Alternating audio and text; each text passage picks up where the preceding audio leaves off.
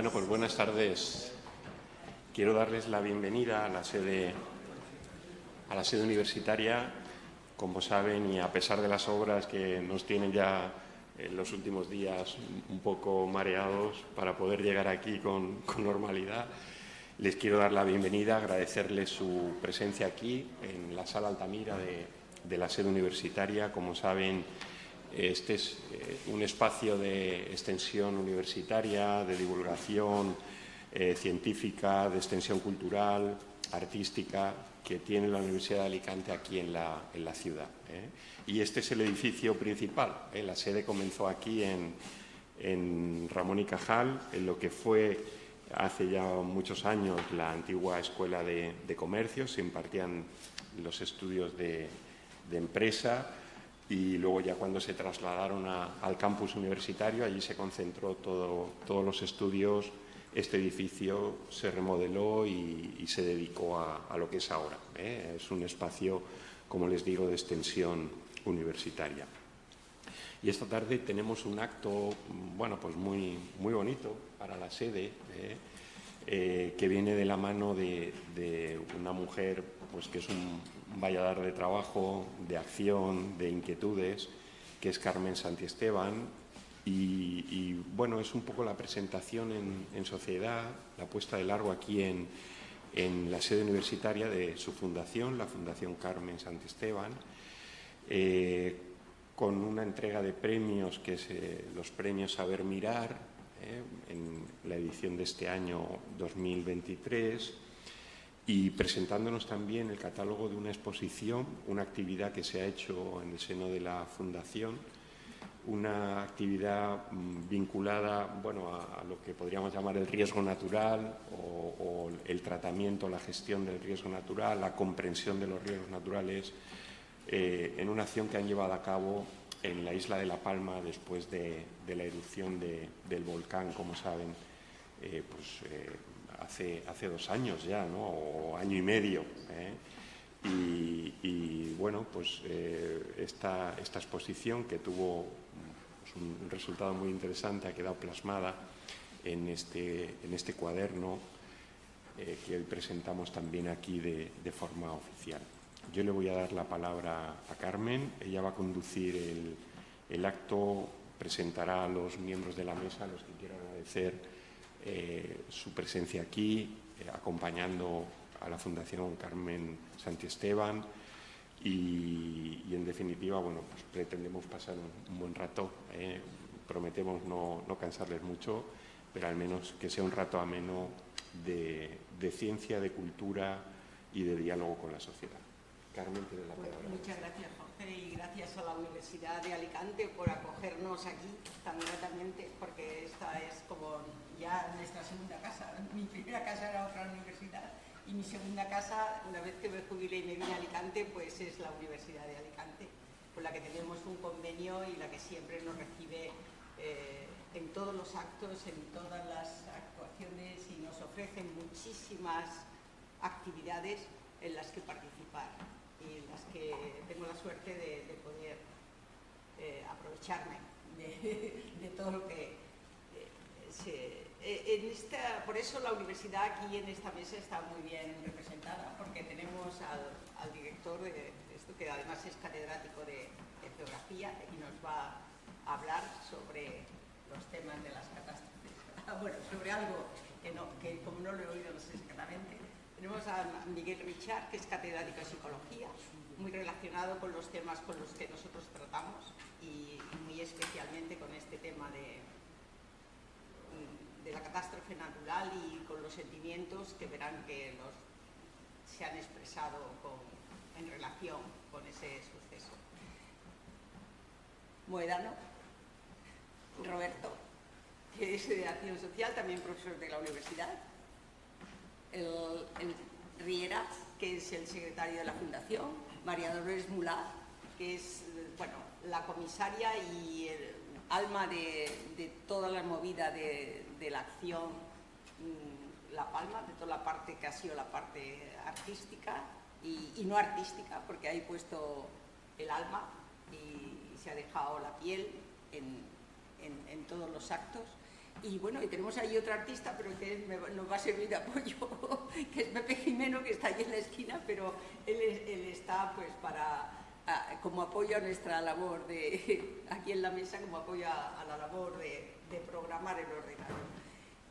Bien, en primer lugar, puesto que no quiero cansarles mucho porque me parecía extraño presentar, porque el objetivo era presentar este catálogo con las acciones que hemos hecho para que quedara un reflejo de cómo había sido la labor artística y educativa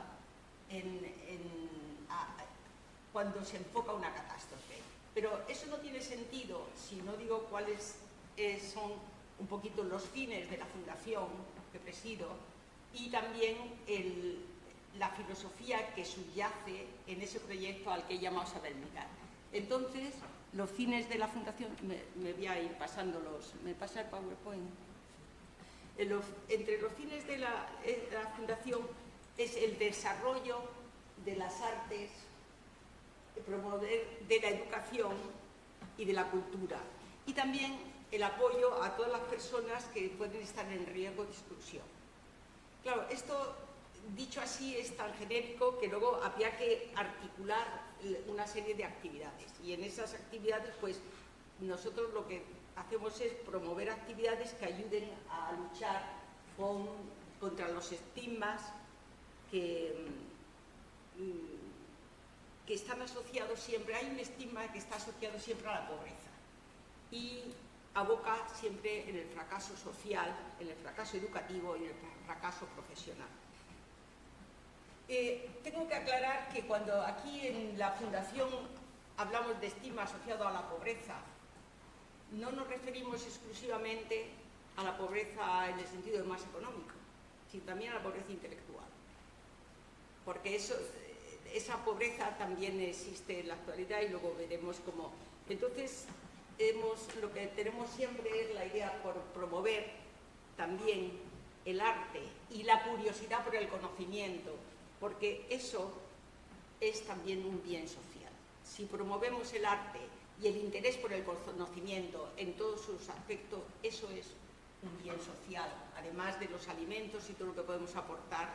Cuando hablamos de pobreza, yo digo también que hay muchos tipos de pobreza. Y entonces lo que hacemos es, bueno, pues intentar ir hacia esos fines a través de nuestras acciones. Todo esto, claro, todas estas ideas que tenía al hacer la fundación son ideas que se quedan como muy en el aire.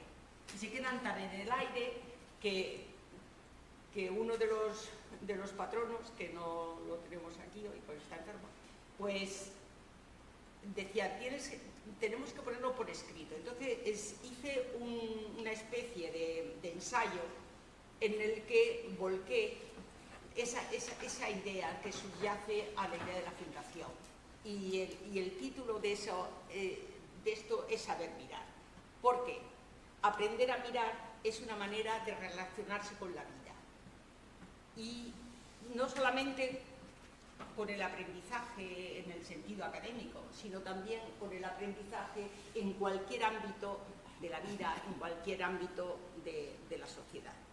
Y esto entronca efectivamente con todo lo que es la filosofía de la educación. Yo no vi aquí, cuando hice el ensayo, pues evidentemente tuve que considerar pues las corrientes filosóficas, desde el racionalismo de Descartes o yo qué sé, o el empirismo de Locke o de Hume o yo qué sé, o inevitablemente por las teorías de Kant y otros pensadores más modernos, pero había que entroncarlo también con una realidad, y no los voy a aburrir aquí, con una realidad que tenemos en la actualidad. Y yo creo que ahora mismo todas esas corrientes filosóficas que podemos, yo qué sé, Descartes, Spinoza, Leibniz, podemos manejar todos los filósofos o bien los empiristas como Locke o Berkeley o los racionalistas, pero se nos escapa ahí una cosa importante que tenemos en la actualidad, que es que ahora mismo estamos totalmente mediatizados por las tecnologías. Y entonces, las máquinas nos han invadido, y entonces eso Entonces, muchas veces fiamos nuestro conocimiento, más que a la reflexión, lo fiamos al resultado de la máquina. Y eso es lo que, de alguna manera, lo que estaba intentando acercarme a los problemas, o acercarnos a través de la Fundación a los problemas cotidianos de cualquier tipo, pero a través de esa visión. Y es que el mundo de las tecnologías nos puede evitar pensar. El mundo que tenemos ahora nos puede evitar estar en un bucle en el que ese proceso de pensar se te olvida porque estás bombardeado por el móvil, por el ordenador, y ahí no se necesita la demanda de rigurosidad que se necesita con el pensamiento. O sea, se nos olvida demandar esa rigurosidad, la rigurosidad del concepto. Y eso es muy peligroso. Y entonces el acercamiento a los problemas es que no podemos dejar al margen lo que llamaban la introspección o el procesamiento interno, para llegar de la idea simple a la idea más compleja. Y entonces, ahora mismo parece ser que tenemos un mayor dominio de la tecnología que de la razón.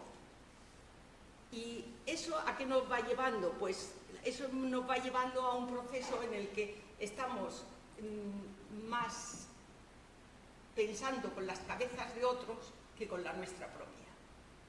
Y entonces el acercamiento a los problemas tiene que ser desde ese saber mirar.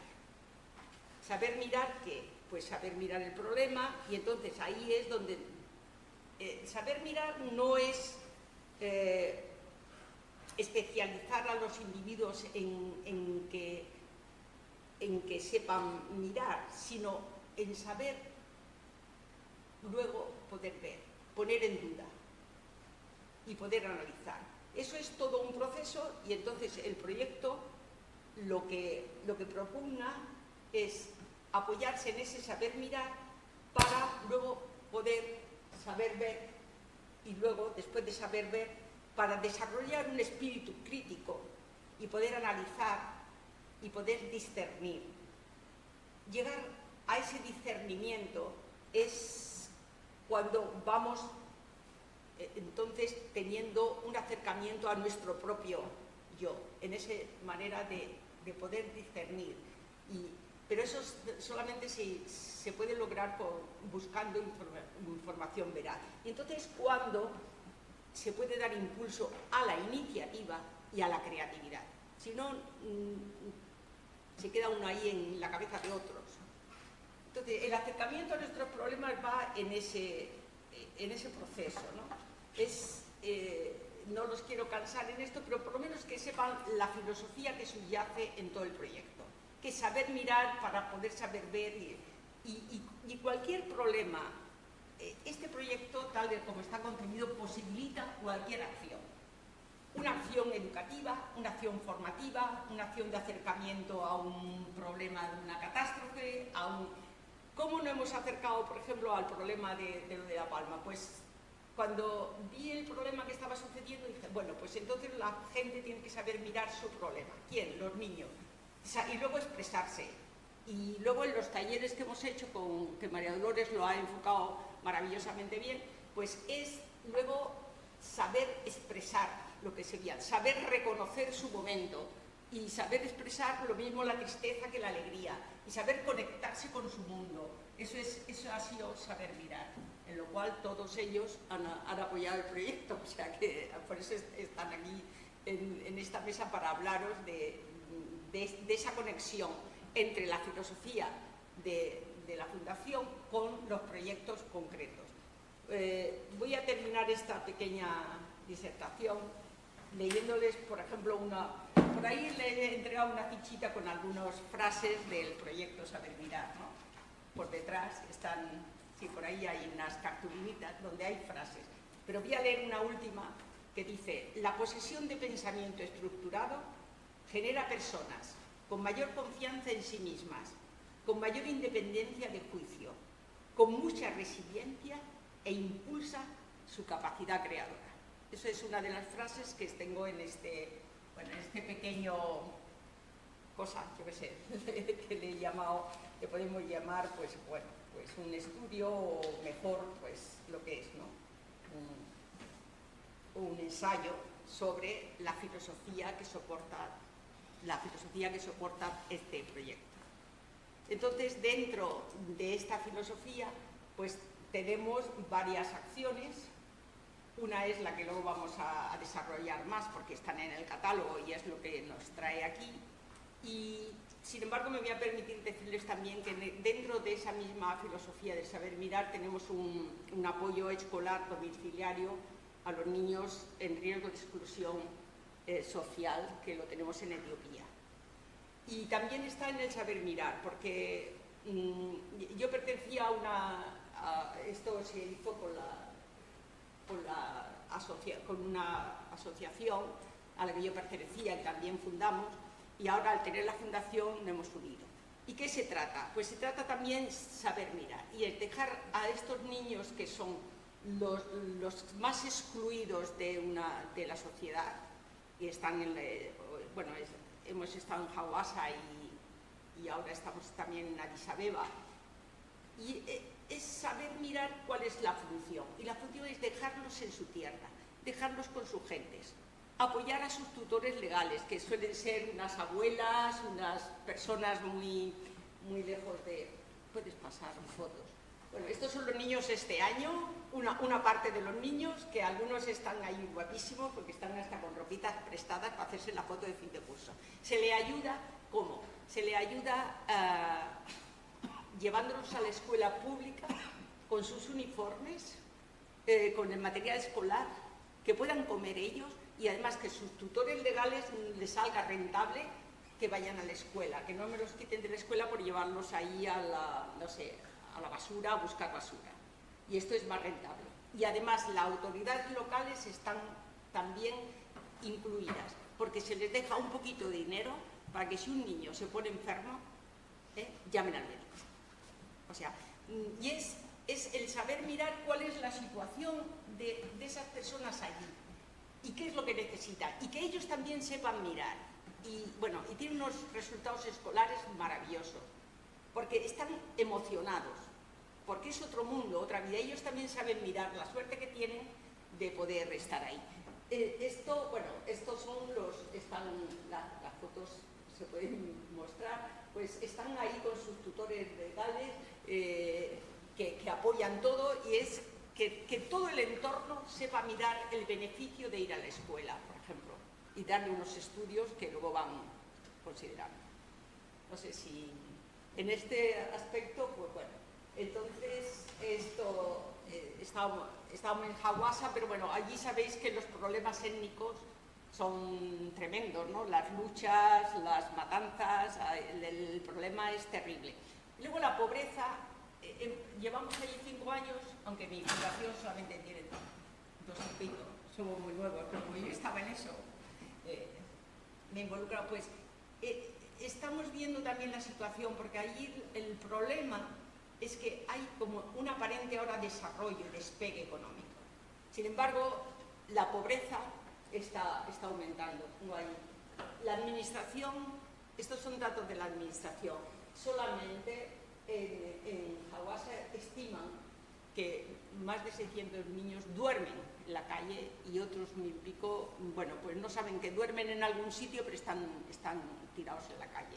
O sea, y según va aumentando el poder económico, pues no aumenta de ninguna manera el nivel de vida de los pobres. El nivel de vida de los pobres, para nuestro gusto, para nuestros cálculos, pues ha disminuido así como en un 50% hacia abajo.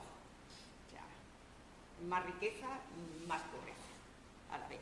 Entonces, esto es lo que yo os quería decir. Y luego ya, pues, no quiero cansaros con estas cosas, simplemente decir que ya el proyecto Saber Mirar que hemos desarrollado con motivo de La Palma, pues ahora ya espero que sean mis colegas, el psicólogo, los que lo desarrollen, porque más que yo, para que vayan cada uno de ellos exponiendo las partes en las que han ido contribuyendo. Si luego podéis preguntar lo que queráis, porque bueno, tenemos problemas que podíamos hablar de ellos, ¿no? Pues yo qué sé, pues Tigriña, lo que ha pasado ahora mismo, que no ha pasado con una cosa que no ha desmontado ayer. Pero no es cuestión de entrar en detalles, simplemente, en principio, transmitirles cuál es la función y el objetivo y el espíritu de esta fundación y cómo nos estamos moviendo. Solamente anunciarles que efectivamente dentro de este saber mirar, para este próximo curso se van a hacer comités de expertos en los distintos temas, porque el saber mirar se puede aplicar a cualquier ámbito. Saber mirar la luz, saber mirar el cielo, saber mirar lo ecológico, saber mirar el arte, saber mirar la matemática, que es una de las cosas que yo transmito, que para eso yo soy matemática, ¿no? Porque esa parte que tanto se odia. Entonces vamos a intentar hacer unos grupos de expertos para luego ir transmitiendo esos saber mirar en distintos ámbitos. Lo mismo en la parte escolar como en la parte social. Y eso se presta, esa filosofía se puede aplicar a cualquier tema que queráis. Aquí tengo un experto en ruido, pues también al tema como el ruido en la ciudad. Pues, o sea, cómo saber abordar y cómo saber influenciar también a la sociedad. Y con eso yo creo que ya he hablado más de lo que debería. Entonces paso la palabra al doctor Olcina, que ya vamos a centrarnos en la parte de lo que ha sido la catástrofe de La Palma y cómo hemos sabido mirar. Entonces él nos va a exponer su punto de vista sobre las catástrofes naturales. Muy bien, muchas gracias, Carla. No voy a hablar tanto de la catástrofe de La Palma, ¿no? No. Pues es conocida y ahí tenemos el resultado de este proyecto. Me pidió Carmen que les hablara unos minutos breves, se prepara una serie de imágenes para que sea más ameno, sobre lo que es la construcción de lo que llamamos territorios de riesgo, ¿no? Cómo se construyen esos territorios, ¿no? Porque ahí hay una labor, podríamos decir, intensa del ser humano en la plasmación sobre el territorio de ámbitos donde el ser humano no está seguro. Bueno, como saben, el riesgo se compone de tres elementos: el peligro natural, en este caso una erupción volcánica, sería ese peligro, y luego hay dos componentes que tienen una característica muy importante, porque son los que dependen del ser humano, de las sociedades. Por un lado, el propio grupo social, que puede ser más o menos vulnerable en función de su estatus, de su condición económica, social, cultural, y luego el territorio, que es potencialmente afectable, ¿no? Que es lo que llamamos la exposición. Cuánta cantidad de actividad económica, de viviendas, de infraestructuras, de grupos sociales están expuestos a que les ocurra un desastre, porque acontece un evento natural extremo. Miren, todo esto del riesgo es muy antiguo, ¿no? Ya hay referencias, ¿no?, a territorios tranquilos, territorios mansos, territorios agitados en la historia natural de Plinio, ¿no? Pero es verdad que la concepción moderna, hay un antes y un después después de la obra de un sociólogo alemán, Ulrich Beck, que en el año 85, después del desastre de Chernóbil, lanzó su teoría de la sociedad del riesgo, ¿no? Diciendo que el mundo que llamamos desarrollado y que pensamos que está muy seguro, que vivimos en plena seguridad, por el contrario, somos sociedades de riesgo, con un alto riesgo, porque no estamos del todo adaptados, no nos hemos ido adaptando convenientemente al funcionamiento, por un lado, del medio natural, que a veces es extremo, o por otro, de los efectos de la propia actividad industrial, de la actividad económica del ser humano, ¿no? Bueno, a partir de ahí han ido surgiendo diferentes paradigmas: el desarrollo sostenible, la globalización, y a comienzos de los 2000 este mismo sociólogo lanzó una evolución de su teoría inicial y habló de las sociedades de riesgo global, ¿no? Todo el planeta Tierra, en mayor o menor medida, es un espacio de riesgo, ¿eh? Hay espacios más seguros, hay territorios donde hay muy poca peligrosidad, pero hay ámbitos donde, debido a la concentración humana que en ellos hay, son territorios de elevado riesgo. Y miren, el riesgo es esto que tienen ahí, ¿no? Es como una balanza con dos platillos. Generalmente pensamos que es la naturaleza, ¿no? Cuando hablamos de riesgos naturales, como es la erupción de un volcán o un terremoto o una inundación, pensamos que es la naturaleza, ¿no? La gente causante del riesgo, y como les pongo ahí, no hay riesgo sin intervención del ser humano. Que acontezca una erupción volcánica y a lo largo del día pues, puede haber varias o terremotos, ¿no? En ámbitos que no están ocupados por el ser humano, bueno, pues entra dentro de la dinámica de la naturaleza, ¿no? Del medio natural, no hay efectos. O que haya un desbordamiento de un río en un ámbito que está abandonado o es un espacio selvático o de montaña y no tiene efectos, entra dentro del comportamiento de la naturaleza.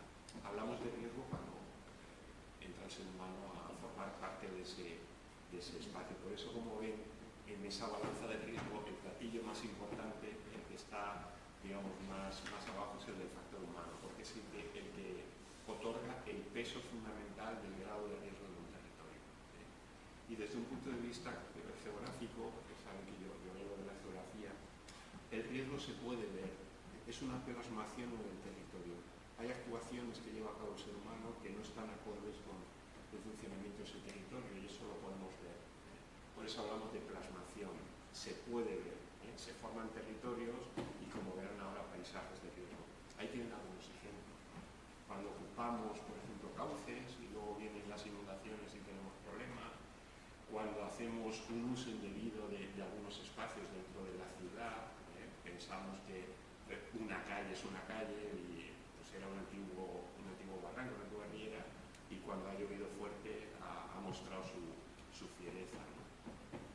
Por tanto, el territorio que llamamos el espacio geográfico, el medio donde vivimos, se convierte en un territorio de riesgo cuando el ser humano actúa de forma ilógica, de forma irracional, sin tener en cuenta el funcionamiento a veces extremo de ese territorio. Cuando fue la erupción de La Palma, claro, pues, ya habíamos tenido alguna, como saben, en los años 70 y bueno, pues ya se sabía que ese territorio era incierto desde el punto de vista volcánico, pero vimos que habían viviendas, edificaciones, poblaciones que estaban en la ladera del volcán, ¿no? Claro, es difícil poder controlar un proceso urbanizador en una isla pequeña como es La Palma sin ocupar algún espacio que va a tener riesgo, ¿no? Pero ahí está la decisión del grupo social, del ser humano, de decir, bueno, pues asumo que vivo en ese espacio de riesgo y no tengo más remedio porque no hay más espacio para ocupar, ¿no? Nos pasa igual aquí en Alicante, en la Vega Baja, sabemos que es un espacio inundable, pero allí vive gente, mucha gente, tiene una actividad económica porque asume esa condición de riesgo. En definitiva, en un territorio de riesgo, la sociedad, y es en lo que incidía Horrible, pierde esos valores que creíamos fijos, ¿no? Cuando nos implantamos en un territorio y montamos, por ejemplo, un edificio, una casa, ¿no? Decíamos, bueno, aquí está la casa, qué sólida es, esto nunca le va a pasar nada, ¿no? Pero el comportamiento extremo de la naturaleza, en este caso, nos muestra lo débiles que es el ser humano, ¿no? Que siempre tendríamos que estar un poco sometidos, por así decirlo, al funcionamiento de la naturaleza, o al menos adaptados a ese funcionamiento. Y voy terminando. Miren, entramos en un siglo de gran complejidad. Ya lo sabemos, estamos viviendo estas primeras décadas del siglo XXI con problemas geopolíticos, con problemas ambientales, con problemas médicos, sanitarios. Hemos tenido ya 6 pandemias en lo que llevamos de siglo, la última la más importante, ¿no? Y seguramente tendremos más en las próximas décadas, ¿no? Y a todo eso se nos junta un proceso que nos genera también nosotros de cambio climático, como saben, que es un proceso de calentamiento progresivo de la atmósfera. Esto nos va a situar en un escenario de mayor riesgo, porque a los territorios, por ejemplo, el nuestro, La Palma, que ya tenía riesgo de por sí,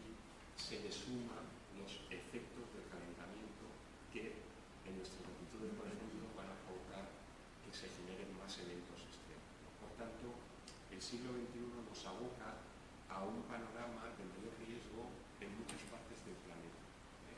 En las áreas que no tenían riesgo de inicio, pues no les va a afectar tanto, pero donde ya teníamos riesgo se nos suma un componente más, ¿no? Que es el de la peligrosidad que veíamos con anterioridad. Y estamos, como digo, construyendo nuevos territorios. Son los territorios del cambio climático. A veces en ser humano, sin tener en cuenta, pues ocupamos espacios de primera línea de costa, invadimos cauces que no deberíamos, y luego está el problema del cambio climático, que en algunos espacios va a suponer subir a nivel del mar y ocupación de espacios que ahora pensamos que son tranquilos y que no va a pasar nada en ellos, pero ahí está ese proceso que es, de momento, lamentablemente, inexorable. Como les decía, ya termino, el riesgo, el ser humano genera espacios de riesgo, territorios de riesgo, pero los vemos visualmente, ¿no? Y es lo que les plasma ahí. Ese paisaje de riesgo que tienen ahí, que lo tenemos muy próximo aquí en la provincia de Alicante, es un paisaje de riesgo. Es una plasmación en el territorio de una intervención humana ilógica, indebida y irracional, que a lo mejor se hizo en otra época histórica. Hoy en día, afortunadamente, vamos teniendo normativas que nos prohíben construir, ¿no?, esos espacios, porque prohíben la ocupación de esas áreas de riesgo, pero hace unas décadas esto no lo teníamos, ¿no? Y se construyen esos paisajes. ¿Qué hacemos para reducir el riesgo? Ya termino. Bueno, pues hay diferentes instrumentos, hay diferentes herramientas: la investigación, la educación, la ejecución de obras civiles, las normativas, las creencias también. De hecho, a lo largo de la historia contemporánea, ¿no?, finales de la moderna y contemporánea, bueno, pues el tratamiento del riesgo ha ido cambiando en función de las posibilidades técnicas del ser humano. Lo que empezaron siendo rogativas para pedir que lloviera o que no lloviera, pues han acabado con grandes obras de infraestructura, canalizaciones, presas, diques, pero las sociedades evolucionadas tienen dos herramientas básicas, ¿no?, que seguramente no hemos empleado como debiéramos, que es la educación, la efectiva comunicación del riesgo, no el alarmismo, no el catastrofismo, y la educación. Deberíamos estar en ese estadio, como ven ahí. Ese es el estadio de las sociedades avanzadas. Sin embargo, bueno, pues nos queda bastante recorrido aún por hacer. Para terminar, yo sí que les diría que a veces, cuando hay un acontecimiento extremo, ¿no?, una erupción volcánica, un terremoto, una inundación, un ciclón tropical, hay quien sigue diciendo, bueno, es que la naturaleza es un problema. La naturaleza es un problema y bueno, pues habría que de alguna manera intentar dominar la naturaleza, ¿no? Bueno, ese planteamiento es erróneo. Por ahí no vamos a ningún lado. Lo que debemos hacer es conocer bien el funcionamiento de la naturaleza e intentar adaptar nuestras actuaciones, que es lo que les pongo en la línea inferior, ¿no? El ser humano somos el problema. Hemos intervenido a veces de forma imprudente sobre nuevos territorios. Podemos tener herramientas para solucionarlo, para reducir el riesgo, pero sabiendo, reconociendo que el problema inicial lo hemos creado nosotros. Si no hubiéramos invadido otro espacio, si no hubiéramos ocupado por donde iba la lava, bueno, pues no tendríamos los efectos de la realidad económica que tuvimos con la erupción de La Palma. Bueno, pues muchas gracias. Quería darles estas ideas de lo que es el riesgo y la construcción, porque este proyecto ataca una de las herramientas que les comentaba, que es muy efectiva para reducir el riesgo, que es la educación, ¿no?, la percepción que tenemos del problema y la plasmación en acciones de educación para la sociedad, para que eso intentemos que no vuelva a ocurrir o que no tenga los efectos. Muchas gracias.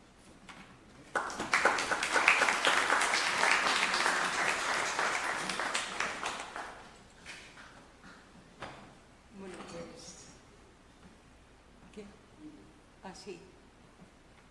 ¿Lo pones tú? ¿Lo pones tú, Jorge? No, es que se va a poner en bucle un vídeo, porque como ahora ya solamente vamos a hablar de la acción de La Palma. Cuando surge el volcán, entonces ya, como he dicho, entonces desde la Fundación se propicia que los niños, especialmente los niños, pero todas las personas de allí, vuelquen sus sentimientos en dibujos, dibujando y escribiendo. Entonces se les proporciona unas libretas ad hoc y un material, y al mismo tiempo se piensa que también desde la península hay una solidaridad con ello. Entonces, centros de aquí de Alicante, como el Baix Vinalopó o el Instituto de Enseñanza Secundaria del Radio Exterior,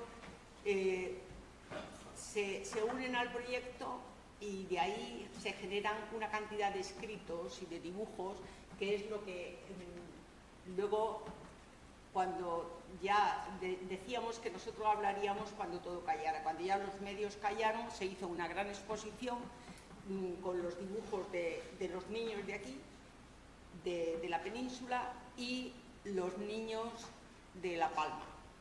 Luego también hay una parte que está filmada en libretas y esto, de personas de otras edades que han contribuido, pues que han escrito cuentos, personas que han pintado cuadros y los han cedido por allí en distintos sitios.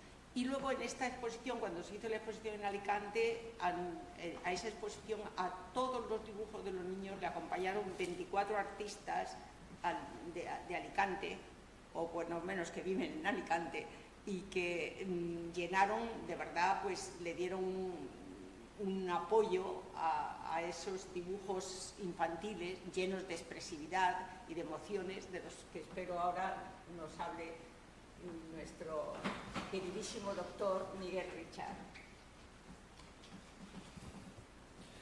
Bueno, Carmen, pues muchas gracias por tus palabras y estoy encantado de estar aquí y de compartir la mesa con todos vosotros y dirigirme también a todos ustedes. Yo quiero agradecerte, Carmen, que todo lo que has hecho, ¿no? Yo conocí a Carmen, voy a hacer algunas revelaciones personales, ¿vale? Que creo son importantes y sitúan en el contexto tanto a Carmen y su fundación como las acciones que emprenden, ¿no? Conocí a Carmen casualmente, no sabía quién era, pero cuando escuché su nombre me sonaba. No sabía de qué, pero me sonaba, ¿no? Le pregunté: oye, ¿tú no serás esta persona, esta profesora de la Universidad Complutense que en su día escribió libros de psicometría? Yo soy psicólogo, profesor de psicometría. Así que sin saberlo me encontré con una maestra que no había estado delante de mí físicamente, pero sí a través de sus obras. Y no unas obras cualquiera. Carmen hace muchos años innovó en la metodología que hoy en día es está más presente en el desarrollo de cuestionarios y test, que es algo que hacemos los psicólogos, ¿vale? Ella fue muy novedosa. Pero claro, cuando yo conocí a esa profesora de psicometría, que era matemática, me hablaba de arte. Y fácilmente conectamos. Así que seguí conociendo a Carmen en una exposición artística en la que ella era autora de pinturas y donde pude conocer a un círculo de personas que hacían también arte, ¿no? Lo importante, y seguían haciéndola, porque ella sabía que el arte es tiene un poder transformador, tiene un valor importante en ayuda del bienestar, porque es capaz de conectar elementos que propician el bienestar, ¿no? Es obvio que el arte mejora el bienestar, ¿no? Y ahora me decía a la entrada: ¿qué hacéis, María Dolores y tú, hablando? Que estáis todo el rato hablando, ¿no? ¿De qué estábamos hablando? Bueno, yo tengo un importante trabajo que hacer en la Universidad de Alicante, que es intentar que la gente sea más feliz. Nuestra rectora quiso poner en valor, en esta época en la que hay muchos problemas de salud mental, el bienestar, y que la mejora del bienestar fuese una de sus acciones estratégicas. Y tuve el honor de que me encomendara esa misión, ¿no? Bueno, todo el mundo, mucha gente espera que pongamos psicólogos, pero lo que estamos poniendo son muchas cosas: políticas de personal, políticas de un entorno saludable, espacios donde la gente se reúna y hable, y también arte. Porque el arte permite que la gente se sienta mejor. Y ahora estamos diseñando precisamente en la web del apartado de cultura de la universidad un apartado sobre bienestar, donde la música sea un recurso para la felicidad, donde la literatura sea un recurso para la felicidad y donde la expresión plástica en sus diferentes manifestaciones también sea un recurso para la felicidad. De eso estábamos hablando al principio con María Dolores, ¿vale? Es decir, va a haber un espacio de arte para la felicidad. Eso es lo que Carmen ha hecho con los niños de La Palma. Y lo ha hecho además involucrando a los niños de La Palma, a los políticos de La Palma y a los niños de muchos colegios de aquí y a muchos responsables de aquí. Y eso es también solidaridad. Aquí está Roberto, que sabe muy bien que la solidaridad es lo mejor que... A veces mucha gente me dice, Miguel, ¿qué puedo hacer para ser feliz? Pues hombre, no hay mucho psicólogo y nunca diré que no pongamos, diré que hay que poner, pero miles de psicólogos, millones de psicólogos no conseguirán que seamos más felices. Pero sí que cuidemos la expresión, que cuidemos el arte y que seamos solidarios. El altruismo es la mejor manera de ser egoísta. Por tanto, la solidaridad y ayudar a los demás es la mejor expresión del egoísmo en términos de bienestar. Y por tanto, eso es lo que he visto en Carmen, que ha sido capaz de unir el arte y la solidaridad, que son dos componentes importantísimos del bienestar, cuando se habla de psicología. Por eso ese proyecto es un proyecto que merecía la pena.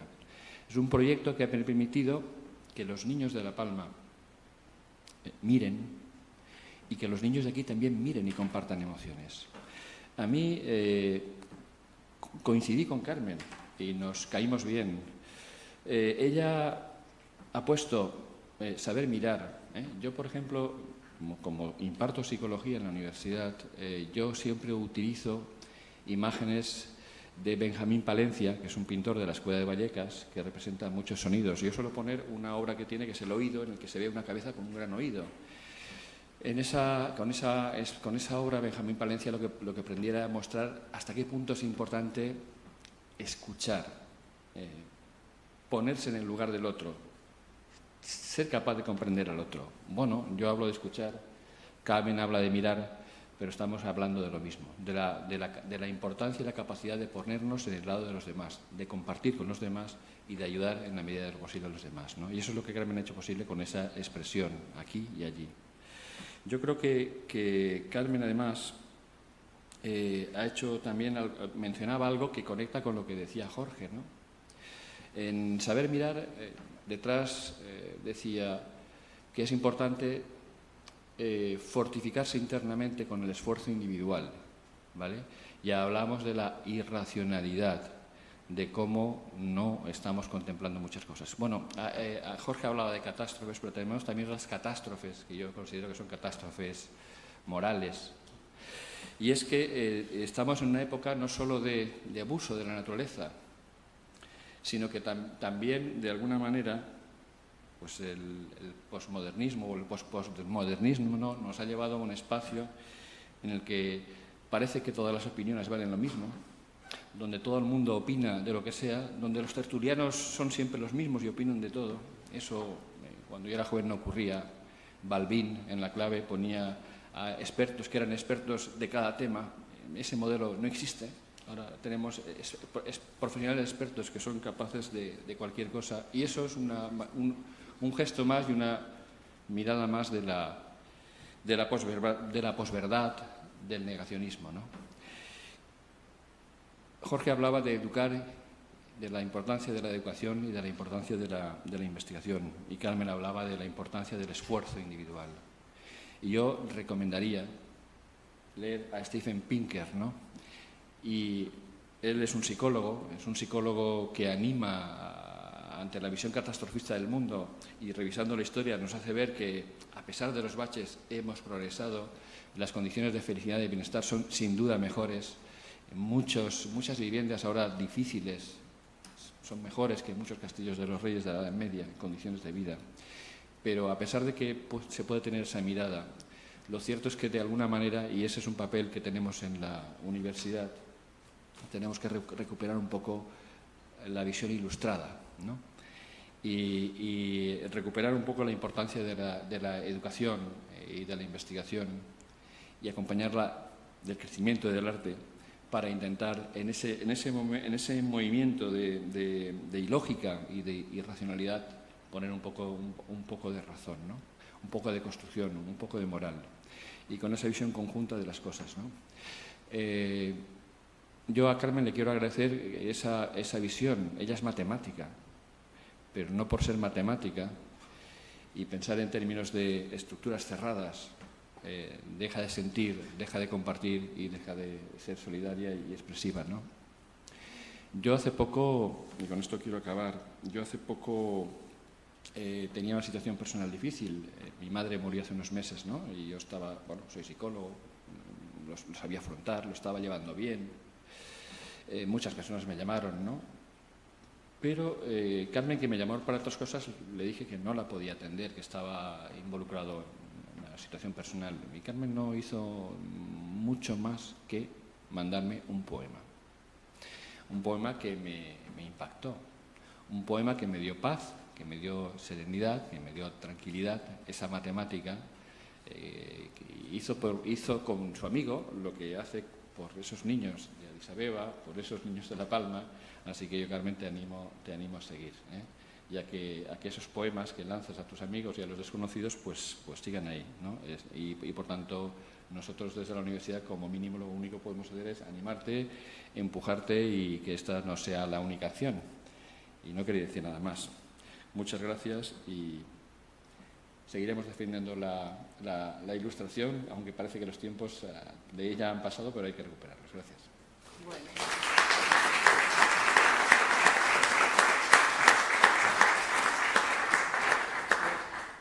Como me ha aludido tantas veces, no tengo más remedio que decir muchas gracias. Bueno, pues ahora tiene la palabra Roberto, el doctor Moedano. Perfecto, muchas gracias. Bien, esto de saber mirar, bueno, muchas gracias por estar aquí, por compartir este espacio, por haberme invitado, por conocerte, porque ya llevamos un recorrido importante juntos y he descubierto una persona con ánimo y con ganas de hacer cosas. Por lo tanto, esto es de agradecer y por supuesto cuenta con la universidad, ya con la sede es uno de tus pabellones, pues la universidad, sabes que no tienes el conjunto de la universidad también está a tu disposición.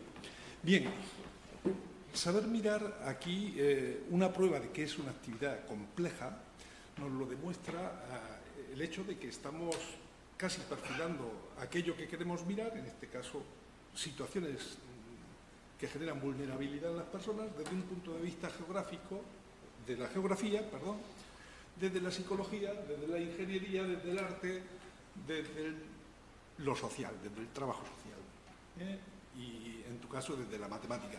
Bueno, es una mirada compleja y cada uno percibe la realidad de una manera filtrada en función de lo que es su formación, su disciplina. Y bueno, yo quería empezar con un discurso, tenía aquí una cosita medianamente preparada, pero me han surgido cosas. Por ejemplo, se ha hablado de que hay muchos tipos de pobreza. Y claro, la mirada hacia aquí, es verdad, Tolstoy, me ha venido Ana Karenina. Ana Karenina empieza con una cita, una frase que es memorable, que dice: hay muchas familias felices, pero todas se parecen. No, hay muchas familias ricas y todas viven la felicidad de manera parecida. Dice, hay muchas familias pobres y viven su infelicidad de manera muy diferente cada una de ellas. Y es una realidad. La pobreza se vive de una manera muy diferente. Y de hecho, cuando uno estudia, en mi caso, me doy cuenta, pensando en lo que yo tenía que aportar aquí, me doy cuenta que casi mi vida ha ido buscando una forma de mirar, una forma de ser, incorporarlo a mi bagaje, y ahí me muevo. Y en este dilema estoy, en cómo mirar de la manera más justa, más razonable la realidad. Hay un elemento en la pobreza que se ha mencionado, hay muchos tipos de pobreza. Tolstoy empieza por ahí, pero hay una filósofa valenciana buenísima, que es Adela Cortina, que habla del término aporofobia. Y es un condimento más a tener en cuenta a la hora de hablar de pobreza, que no es solamente el que la padece, sino el que la mira. Y ahí es una clave desde lo social. Mirar la pobreza y mirarla desde la repugnancia, desde un poco el rechazo, es algo que condiciona la mirada de la pobreza. Si miramos autores africanos, yo leo muchos autores africanos buenísimos. Por cierto, el otro día estuve en una charla de un africano y en su charla mencionaba un autor que digo, no conozco a este autor, y sí lo conocía, pero era Ngozi wa Thiong'o. Yo leía en el texto Ngozi wa. Bueno, pues es buenísimo. Y lo que nos traslada es que nosotros miramos la pobreza desde aquí. Cuando miramos Etiopía, miramos la pobreza desde aquí. Pero hay otra mirada desde allí, y es una mirada de reproche. Y hay que tener en cuenta eso. El saber mirar supone entender cómo el otro percibe esa realidad. Es empatía, es ponerse en conexión con eso. A mí esta gente me ha abierto un montón los ojos. Os recomendaría unas cuantas lecturas de los africanos precisamente. Hay uno que dice en su relato, y me estoy saliendo de millones, ¿verdad? Pero en su relato me impresionó que dice él, nací siendo extranjero en mi propia tierra. O sea, era keniata, pero era un dominio extranjero el que estaba allí. Dice, no podía practicar mi lengua, se me imponía una cultura determinada. Hay que enseñar a mirar así. Entonces, claro, antes he mirado qué es lo que pone aquí, mi título es director del Secretariado de Responsabilidad Social de la Universidad. ¿A qué me dedico? Sinceramente me dedico a contribuir a saber mirar, a saber ser, a esforzarme por que el alumnado mire desde la óptica que creo que miro yo, que la entiendo razonable y la entiendo justificada y argumentada y seguramente perfeccionable, por supuesto. Ese es un principio. Cualquier mirada, esto de saber mirar exige una profundidad bárbara. Es algo muy profundo. En realidad conlleva muchas predisposiciones a la hora de hacerlo. Estoy convencido que hay que hacerla desde la más temprana edad y en eso creo que lo ha captado perfectamente la Fundación que aquí apadrinamos o acompañamos. Es fundamental en la juventud, en la niñez. El cuento creo que es la herramienta clave. El cuento, o sea, cuentos que relaten historias donde se exprese la injusticia social, donde se exprese la posibilidad de comprender a esas personas, de saber en qué situación, es la clave. El otro día estaba en un congreso sobre personas migrantes en situación de refugio y, claro, allí hablábamos de cómo transformar a la sociedad y cómo remover sentimientos que están, bueno, pues adormecidos por la cantidad de información, por la cantidad de oferta de cosas que hay, por la materialidad con la que nos movemos, muy difícil de mover. Quedamos en la conclusión de que había que atacar por la base. En el tema climático ya es más fastidiado, porque es que no podemos ni siquiera atacarlo por la base, tenemos que reaccionar los que estamos adultos, los que estamos ya en nuestro tránsito vital. Leía el otro día, seguramente tú lo conozcas, a Naomi Klein, una activista, es una escritora fantástica sobre la teoría del caos, 1000 historias sobre el clima, y bueno, yo no soy conocedor, pero me gusta. Y decía ella, dice, es difícil reaccionar contra el cambio climático, lo plantea casi imposible, es catastrofista. Yo la leo y me digo, no hay posibilidad de reaccionar a esto, o sea, los cambios están ahí, se van avecinando y se van, lo que dice ella. Y dice, bueno, ha habido ingenios y hay posibilidades realmente de arreglarlo. Dice, hay posibilidades de poner unas placas reflectantes del sol, dice, se pueden poner en la atmósfera, lo decía como un proyecto viable, que a mí me parece eso ciencia ficción. Pero dice, resulta que lo pueden hacer las grandes potencias. Dice, las grandes potencias han analizado las cuestiones que conllevaría el poner estas placas que reflejaran los rayos solares y por lo tanto bajar las temperaturas. Ella explica que se podrían bajar a lo mejor 3-4 grados con una infraestructura impresionante. Pero ¿qué tenía de inconveniente? Que generaría cambios climáticos a su vez que afectarían a las zonas de los países más potentes. Y dijeron, hay que desechar el problema, hay que desechar esta solución. Es el saber mirar, estamos todos en el saber mirar y el saber empatizar. Y a mí me parece que esto pues conlleva un compromiso. El saber mirar supone un compromiso personal. Yo, mirad, me declaro anti-LGTBI-fóbico, me declaro antirracista, me declaro anticapacitista, me declaro proecológico, todo esto. Ahora, ¿hasta qué punto llego a perfeccionarlo? Quizás no sea una nota muy alta la que tengo. Hace años pensaba que nadie podría, y esto el saber mirar, el saber ser, y como yo he ido creciendo, hace años pensaba que nadie se debería declarar anti nada, que era una actitud subversiva. Bueno, pues aquello que es anti lo que contraviene los derechos fundamentales, el sentirse ciudadano, ahí sí me declaro anti. Y me digo antirracista porque no vale no ser racista. No ser racista no vale, porque significa pasar por alto que una situación racista hay que reaccionar. Ser antirracista exige un movimiento, exige una acción. Entonces, esto es para mí el saber ser, el saber interpretar la realidad, el saber mirar la realidad. Hay una cuestión también que me parece clave aquí. Debemos ser conscientes, y este saber ser y el saber mirar, que tenemos las mentes bastante colonizadas. Las tenemos colonizadas. El capitalismo continuamente nos está colonizando la mente. Aparte de otra cosa, yo veía, digo, ¿qué ejemplo pondría de la colonización de la mente? Hay una cosa que la gente se queja. Pensad si llevan razón. Dicen, por ejemplo, los nativos americanos dicen, no debería referirse nadie al descubrimiento de América, como descubrimiento de América. Se debería expresar como encuentro de América. América existía antes, había nativos allí. Nosotros nos seguimos refiriendo a ello como descubrimiento. Claro, una mentalidad un poco así cerrada, pues dice, ¡ay, qué quisquillosos son!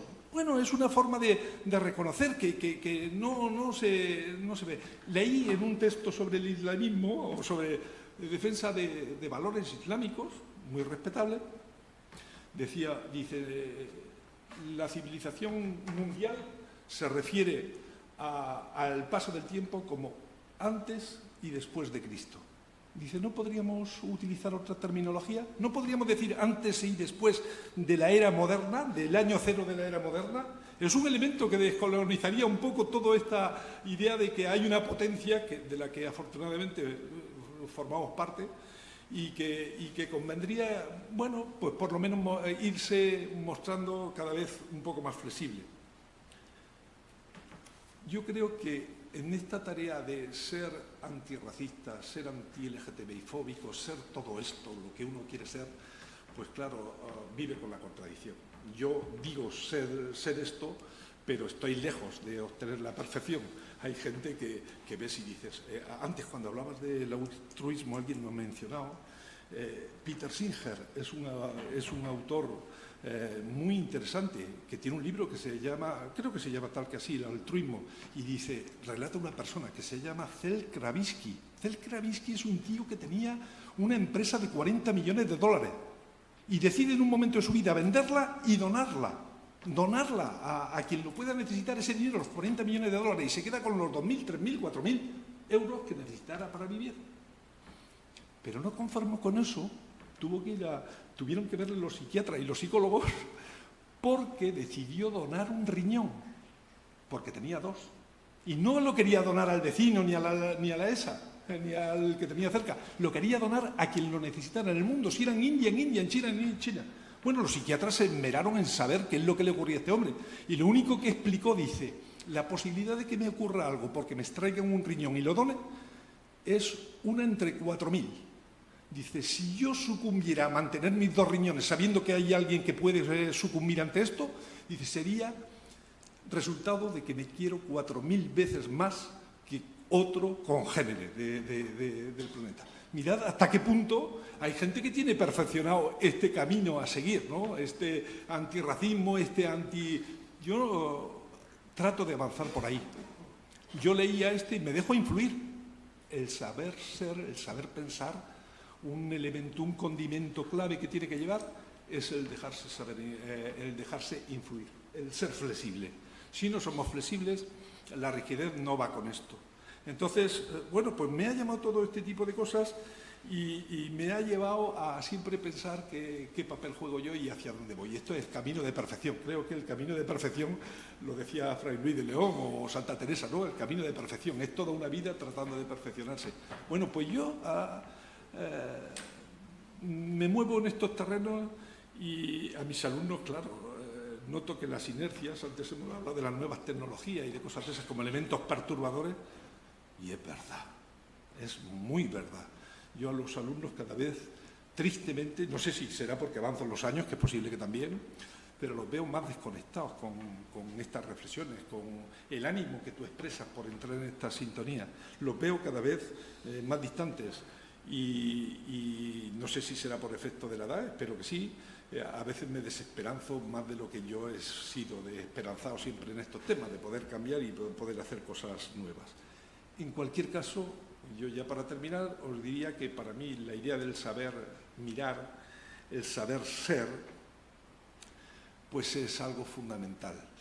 Y es algo fundamental que tenemos que trabajar, porque así seguramente no seamos cómplices de la injusticia. Porque entiendo que donde se expresa la injusticia y no encuentra una reacción por nuestra parte, estamos siendo cómplices. Esto es clave. Cuando nos sintamos realmente perturbados por lo irracional, es cuando estaremos en la buena línea. En cualquier caso, yo desde lo social lo que creo es que la clave está, y esto lo tengo de alguien muy criticado en estos días, lo tengo referido, lo leí a Tezanos, que es el jefe del CSIC, del CIS, tiene unas publicaciones muy interesantes y hablaba dice, tenemos que construir sociedades de destino. Y una sociedad de destino es aquella que acoge a todas las personas que deciden subirse a ella. Y la acogen en toda su dimensión y con todas sus posibilidades. Saber pensar, saber ser, pues creo que van también en esta línea, y la labor que hace la Fundación pues creo que es extraordinaria y a la que yo siempre estaré ahí tratando de dar mi humilde colaboración. Y ya está, esto es lo que quería decir.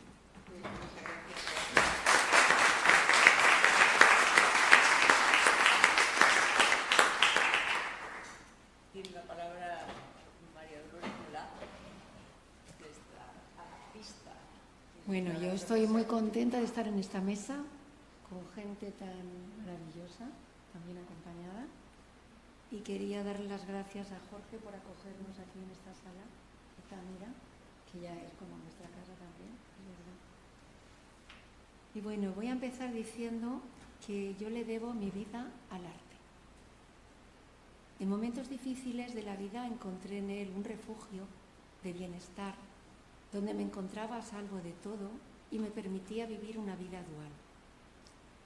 En momentos trágicos como el ocurrido en los llanos de Aridane, con la explosión del volcán, donde desaparecían sus casas, la iglesia, el colegio, el arte ayudó a entretener a todos los escolares y por medio de él podían expresar los sentimientos y emociones acumulados, tratando de componer un mapa donde ir comprendiendo lo sucedido y sacando fuera todos sus miedos, incertidumbres y al mismo tiempo deseos de recuperación.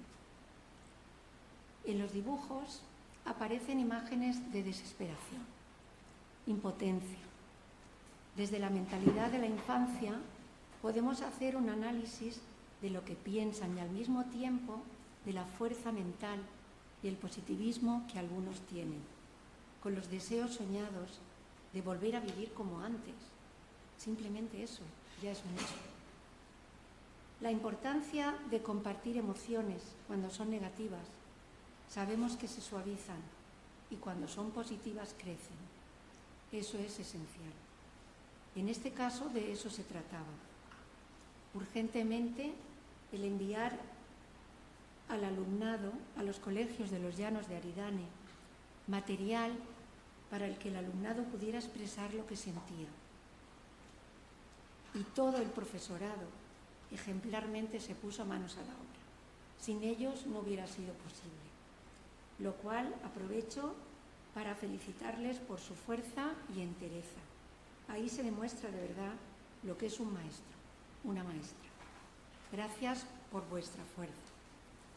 Al mismo tiempo, invitamos al Colegio Baix Vinalopó de Elche y su Mugabi, un museo dentro del colegio que relaciona todas sus asignaturas con el arte.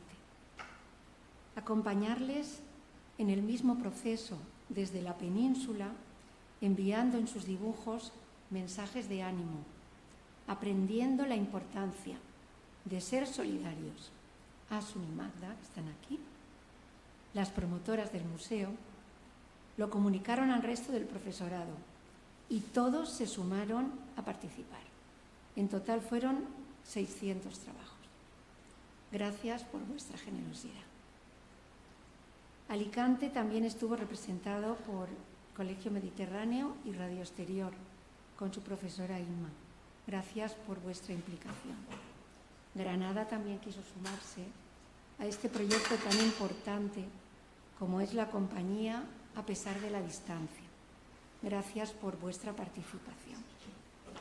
Agradezco a Carmen Santisteban su confianza por pensar en mí para este primer proyecto artístico solidario de la Fundación. Gracias por tu generosidad. Y muchísimas gracias a Roberto y Miguel de la Universidad de Alicante por vuestra implicación total en este proyecto desde el principio. Quiero también agradecer a todos los artistas participantes que a medida que los iba llamando y os pedía colaboración, todos me dijisteis que sí. Queríais participar acompañando a los pequeños. Eso sí, les pedí a todos una obra de un tamaño más pequeño para hacerles a ellos sentirse más grandes. Acompañar sin interferir y a la vez ponerlas a la venta para ayudar a los colegios afectados. Gracias a todos los mecenas. También estáis dentro del proyecto. Para visualizar este proyecto necesitábamos un lugar muy espacioso, en Alicante, la Lonja del Pescado. Katy, del Ayuntamiento de Alicante, se sumó inmediatamente y nos cedió el espacio. Y Roque y todo su equipo nos ayudaron muchísimo poniendo el andamiaje, ya que nos habíamos propuesto forrar el frontal con todos sus dibujos. Frente al mural construimos una isla en un espacio preferente donde todos los trabajos realizados estaban todos los trabajos de los colegios de los Llanos de Aridane. Carmen Santisteban viajó a los Llanos de Aridane para recogerlos personalmente. Recuerdo emocionada cuando visualizaba los trabajos uno a uno, que en el papel estaba impregnado el polvo del volcán. Indescriptible la sensación sentida, la gravedad del momento. Gracias a las innumerables gestiones realizadas por Carmen, conseguimos un espacio único y maravilloso para poder mostrar de nuevo todos los trabajos juntos en la isla de La Palma, para que el alumnado de los Llanos pudiera emocionarse con las obras realizadas y los mensajes de apoyo que los colegios...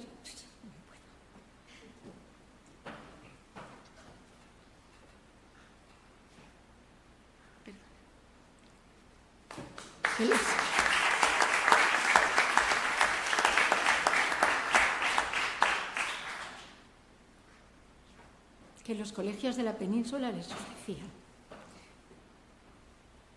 No les conocían, pero les acompañaban en esta circunstancia única, llena de incertidumbre.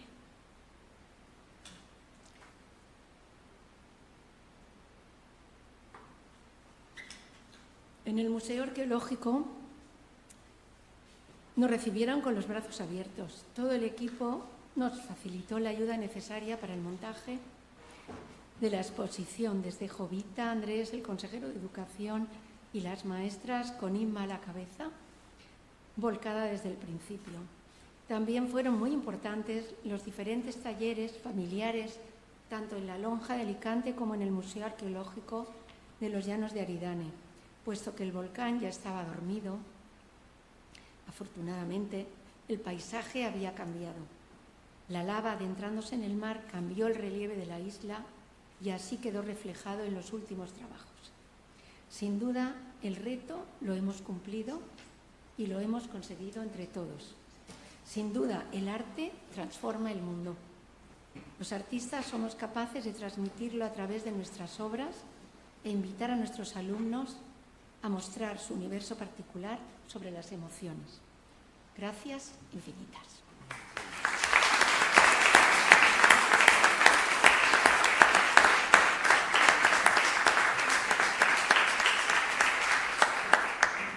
Bueno, entiendo la emoción de María Dolores porque, claro, ella le pedí ayuda a la parte artística. La primera fase me la hice allí en La Palma, hablé con el director general de Educación para que nos diera permiso para hacer toda esta movida. Entonces, ella, que es muy solidaria, le dije, ¿cómo lo hacemos?, ¿no? Y ya se implicó enteramente. Yo había ido a La Palma a recoger los dibujos de manos de los niños y sí que conocía a ellos, pero cuando ella ha visto allí in situ, pues el cariño, porque una vez que pusimos la exposición aquí en La Lonja, esta Navidad la hemos pasado allí en La Palma, poniéndole allí, y una exposición que en principio el Cabildo pensaba que iba a estar como 20 días o así, pues ha estado casi 3 meses, y ahí se han desarrollado muchísimas labores, entre ellos talleres que ella dio las pautas. En el catálogo tenéis un poco explicado, porque el catálogo, además de servir como documento, para no olvidar, quiero también, y puede ser que sirva como guía para otras personas que quieran hacer actividades semejantes, ver como una labor educativa y de concienciación y cómo se puede ir paso a paso llevando un proceso. Entonces no me extraña que María Dolores se emocione porque la verdad, nosotras estuvimos ahí recogiendo las rocas del volcán para ponerlas dentro de la exposición y todo era hasta los niños que nos encontrábamos por la calle, ¿no? Y le decíamos, ¿quieres venir a un taller? ¿Quieres venir a un taller? Y las personas más humildes, me acuerdo de una señora, además a sus 2 niños están en el catálogo así, los 2 solos, porque aquella señora emocionada de que sus niños podían ir a pintar y a expresar emociones en un taller, cuando ya estaba emocionada, sí, mañana mando a mi hija pequeña y con el hermano mayor, y de pronto se nos queda mirando y dice, ¿y cuánto cuesta? ¿Y cuánto cuesta? Esos 2 niños los tenía en el catálogo solos, porque esos 2 hermanos no perdieron ni un día de taller, venían perfectos, estupendos, porque la madre dice, yo es que trabajo, ¿y cuánto? Pero claro, emocionada, se había olvidado preguntar cuánto cuesta, y dijimos, no cuesta nada, usted venga, que tienen esto, y tienen los materiales, y tienen todo. Y esos niños los tenéis ahí en el catálogo, bueno, con el permiso de los padres, evidentemente, todas las fotos, esto. Entonces, bueno, pues ya por no cansar más, le doy la palabra al secretario de la Fundación y luego entregamos los premios del Saber Mirar por primera vez a los colegios. Gracias, Carmen.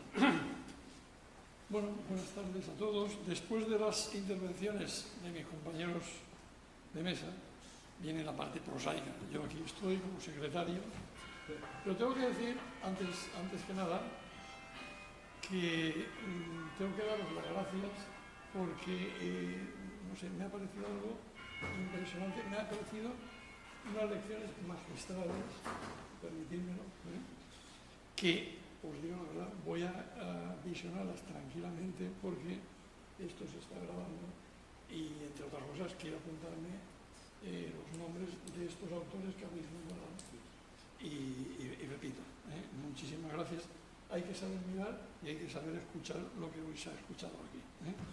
Lo he practicado en mi persona. Bueno, yendo a lo prosaico, un secretario, como todos sabéis, pues tiene que certificar, dar fe. Los secretarios, sean de una organización, de una ONG, de cualquier entidad, de cualquier sociedad mercantil, Los secretarios de los juzgados, que ahora se llaman letrados de la Administración de Justicia, certifican. A mí me toca certificar, me vais a perdonar. Bueno, pues al certificar, certifico que se están cumpliendo más que satisfactoriamente los fines que se plasmaron en el artículo 5 de los estatutos de la Fundación, y en especial la ayuda a personas o grupos de personas en riesgo. Certifico. Tengo que certificar también el esfuerzo que nuestra presidenta ha desplegado en actividades como las acciones ante la catástrofe del volcán de La Palma, que han comentado, pero cuidado, con viajes y estancias largas, supongo que pesadas, estancias al pie de las cenizas prácticamente, y logrando, lo que es más importante, comprometer a muchos escolares de allí de La Palma y de aquí de Alicante, como tú has especificado hace un momento, y logrando tejer entre ambos colectivos una corriente de solidaridad y de cariño que a buen seguro dejará huella psicológica en estos niños. Tengo que certificar también, Carmen, como tengo que decir, el trabajo incansable que has desplegado buscando ayudas de todo tipo para que este proyecto pudiera salir adelante. Porque también certifico que esta fundación se está nutriendo de fondos, de ayudas exclusivamente privadas, sin que hasta el momento se haya podido acceder a subvenciones públicas. Y finalmente certifico, y con mayúsculas, la gran acogida y apoyo que ha recibido esta fundación de la Universidad de Alicante, apoyo del que hoy tenemos una muestra inequívoca con la cesión de este magnífico espacio. Muchas gracias.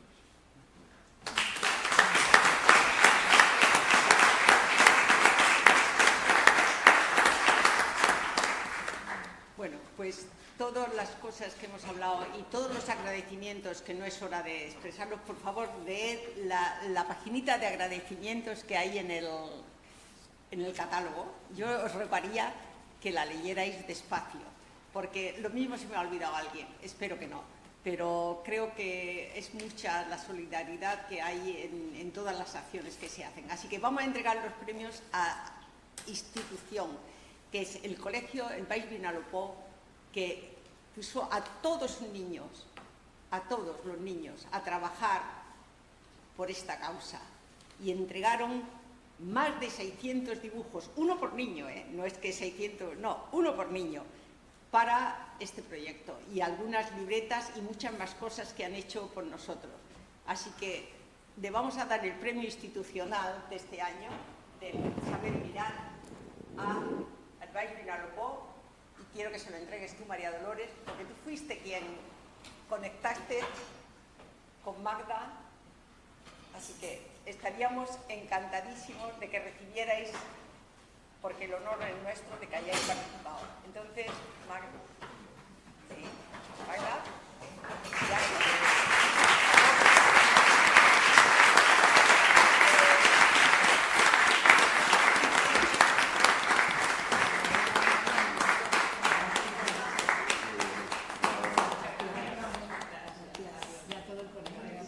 esperamos que estos son los representantes de un museo, tienen un museo en el colegio, es maravilloso. Bueno, muchísimas gracias.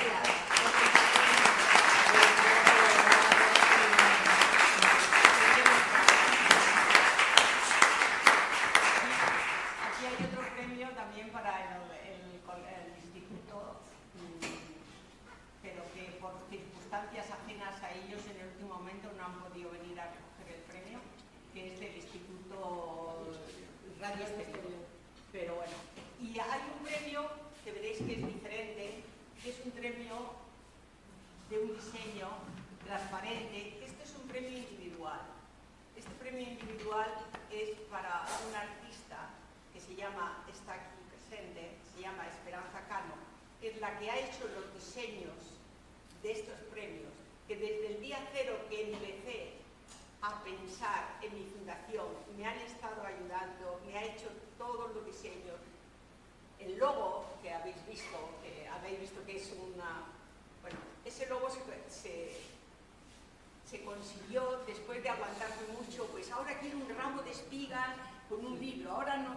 Y entonces, por favor, Esperanza, recoge el diseño.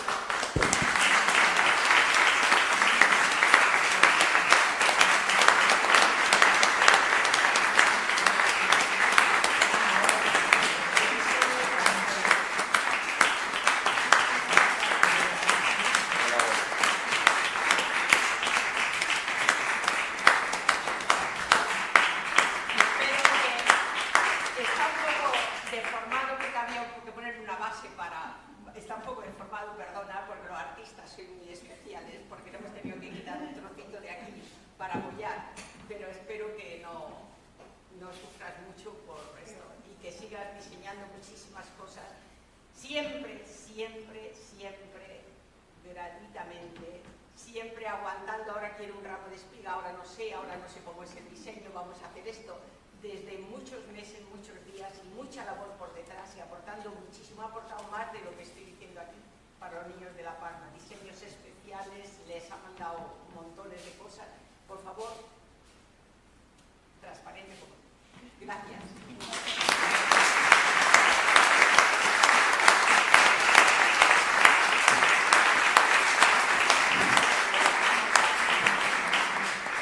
Con esto, bueno, pues si queréis preguntar algo, estáis abiertos, vale, está abierto ¿no? Por si queréis alguna duda, alguien que quiera preguntar algo, o decir, bueno, vamos a terminar, que ya estáis muy pesados, o como. ¿Tú qué dices? No, ha sido súper interesante. Artista, dime, porque aquí tenemos otro, si es que no, tenemos una gente interesante aquí, grandes Me ha artistas. parecido muy bien el análisis sobre la idea de la catástrofe, la idea de las posibilidades. La discapacidad a veces nos da ocasión de ser sobre las posibilidades. Entonces, me parece súper interesante. Este mundo hay que cambiarlo, evidentemente. Los recursos naturales son limitados. La superpoblación que tenemos es muy elevada por el planeta y lo que tenemos que buscar alternativas de ahorro y también de ahorro de recursos naturales como el espacio físico también. ¿De qué manera? Esta es la gran cuestión. Lo que tenemos que hacer es absolutamente, bueno, yo vengo de Italia y acabamos de vivir una inundación justo al lado de donde vivo yo. Por suerte no estuve afectado, mi zona no estuve afectada, pero es toda consecuencia, por ejemplo, de la acción humana que ha prácticamente tapado todos los pozos y la canalización que existía en las ciudades con el sistema de riego. Ha habido grandes catástrofes y son costes que no podemos asumir. Se puede simplemente obviar a estos desastres con prevención. ¿Cómo se puede hacer para colaborar con la Fundación? Bueno, la fundación, sí, nos sentamos, porque la fundación es una página web y tú escribes y se te dan los datos. Lo que no queremos es poner, bueno, no tenemos unas cuotas. Las aportaciones son siempre privadas y se pueden hacer o bien regularmente, como en otras asociaciones, o bien puntualmente. O puntualmente alguien decide donar y luego todo aquí el señor secretario luego ya eso lo manda a Hacienda y para la declaración de la renta, como porque está todo bien registrado y cualquiera que haya donado sabrá que eso está perfectamente. Eso en cuanto a monetario. Y en cuanto a querer colaborar con trabajo de... Pues también, ponte en contacto con nosotros, mira, en la web tú te llevas nosotros tenemos la página web o cualquier, si no, ahora te dejo un teléfono y a través de la web siempre puedes, pero si no, pues llamas a un teléfono que, bueno, sí, está en todas partes está nuestra web y se puede colaborar de muchas maneras, evidentemente. ¿Alguna otra cosa que queréis? Yo lo que sí quiero es agradecer muchísimo, sobre todo a todos los niños que no están aquí, pero han sido también los que han trabajado hablamos de los agradecimientos, se les agradece mucho. Luego también quería dar la palabra, si quiere, a un miembro del patronato de la Fundación, que es al doctor Luis, que si quieres decir algo, Luis, porque... No, yo lo único que puedo decir es sumarme a los elogios merecidos de que ha sido objeto tu trabajo y darte las gracias a las otras personas que te rodean ahora y que han completado con esta exposición. Yo vivo en el extranjero y estoy viviendo en el extranjero y por lo tanto no tengo mucha posibilidad de integración, pero con esa salvedad importante sigo con interés y admiración todo lo que ha hecho Carmen, que es una mujer al mismo tiempo inteligente, con gran sentido práctico, muy activa y con mucha sensibilidad. Todo eso se ha sumado y ha sido radical, fundamental en la base del impulso extensional que tiene sin duda la Fundación, cosa en la cual todos vosotros habéis participado y uno, aunque sea un poquitín de lado, también. De manera que simplemente felicitar y un abrazo, claro. Gracias. Es que Luis, está ya jubilado, pero ha estado en universidades norteamericanas. Él siempre se fue de España en un tiempo determinado y ha estado en Princeton, y luego se ha jubilado como catedrático en la Universidad de Ginebra. Pero he de decir que es una persona también que ha sido muy solidaria con toda la intelectualidad exilada en España por motivo de la guerra civil, y ha sido tremendamente solidario. Y su casa era la casa de siempre, allí a donde estaba, o bien en Estados Unidos o bien en Suiza, siempre ha sido la casa de acogida de los exilados por la guerra, de los intelectuales exilados por la guerra. Tiene mucho mérito en ese aspecto. De hecho, él no presume de ello, pero lo digo, que ha sido condecorado con la encomienda de número de la Orden de Isabel la Católica, y eso se le da a las personas que han dado gran relevancia, que no es la encomienda de número, ni siquiera con de lo más alto, aquellos que han hecho una gran labor en favor de España desde el extranjero. Así que yo le doy las gracias a Luis por pertenecer que a han esto. contribuido en mayor o menor medida al conocimiento de la cultura española fuera de las fronteras españolas. Lo que pasa es que, claro, desde una institución eso se hace mejor. Y nosotros, el hispanismo en Suiza se ha desarrollado mucho y ahora ha retrocedido un poco porque hay algo, la moda cuenta un poquito, incluso en la ciencia, y ahora hubo un boom del hispanismo que ahora han envejecido un poco, pero incluso más que un poco, tristemente.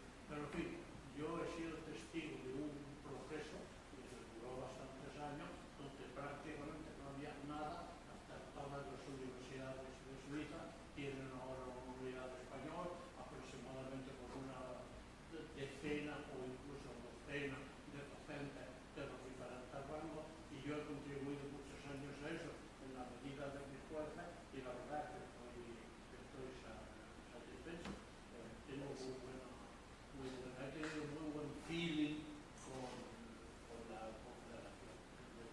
Muy bien, pues entonces yo me congratulo de tener en mi fundación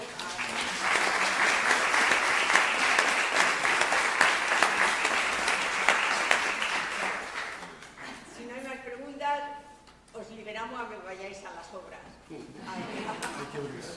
Ahí a la calle con las obras,